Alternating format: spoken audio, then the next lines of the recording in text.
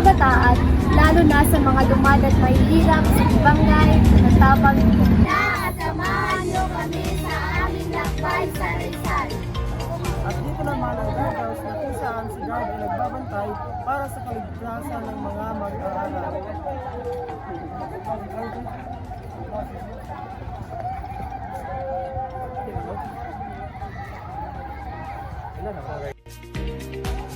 At dito naman tayo sa ating school canteen. Tara!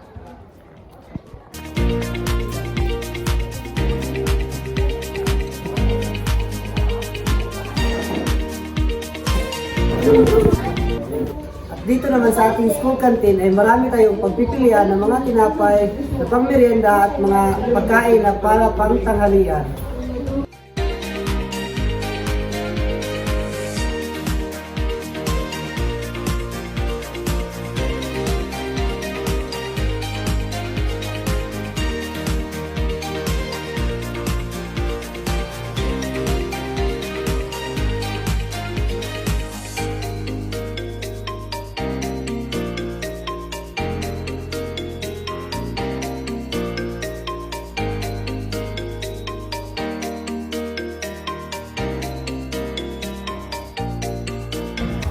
Sa Xavier de Quibang High School ay may makikita kayong tumbong na kung saan dito ang mga mag-aaral ay nangumpisal at rati po itong bahay ng mga Religious Assumption Sister.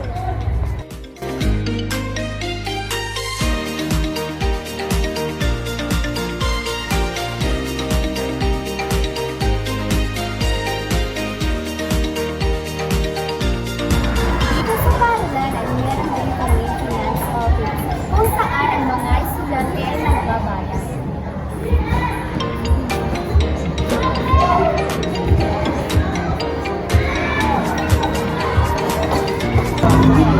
Meron naman kami multi-purpose saan ang mga estudyante ay maaari mag-ehersisyo sa kanilang mga paparating na mga palaro.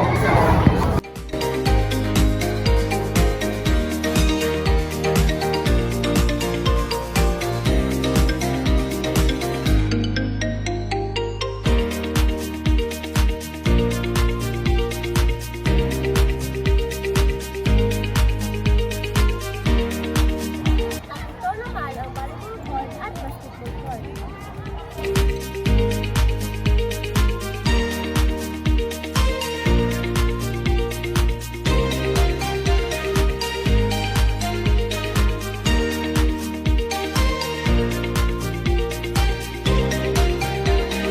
At dito sa Xavier de Quibang High School, meron kaming clinic at dito humihingi ang mga estudyante ng libreng gamot.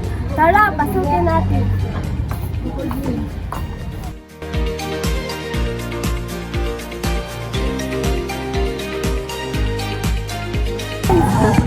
At ito naman ang Junior High School Campus na kung saan ang mga estudyante ay maaaring mag-ikot-ikot at maglaro kapag wala silang klase.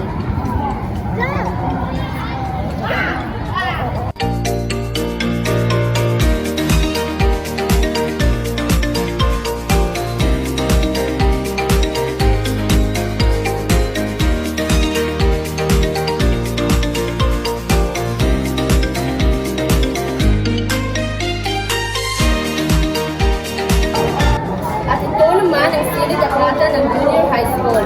At ito ang lugar kung saan ang mga mag-aaral pwedeng mangalap ng mga impormasyon datos na kinakailangan nila sa kanilang pag-aaral. At halika at pasukin natin ang silid aklatan.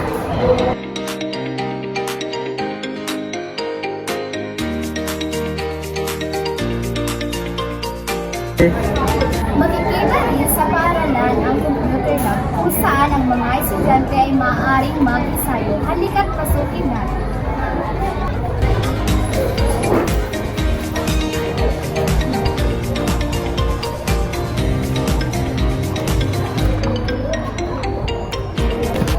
Dito sa computer lab ay maaari kang mag-isip kagaya ng bubunong pananalisip o kahit anumang proyekto na gagawin na gagawin ng mga computer.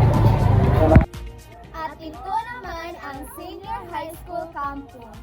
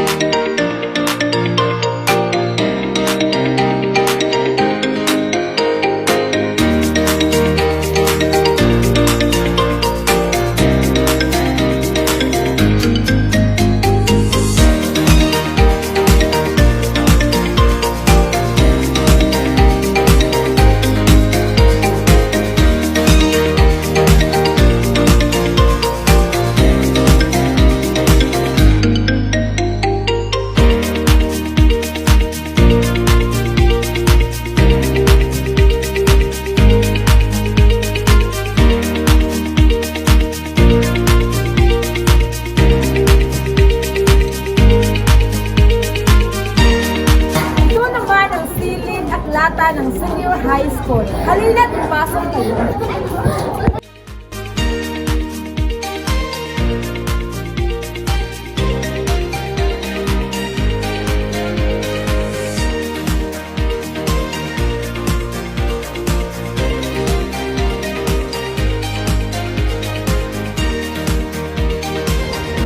Dito sa silid aklatan, dito mo matatagpuan ang iba't ibang impormasyon na magagamit sa iyong pag-aaral. Turning of the way. At dito naman ang kubeta ng pambabae at panglalaki.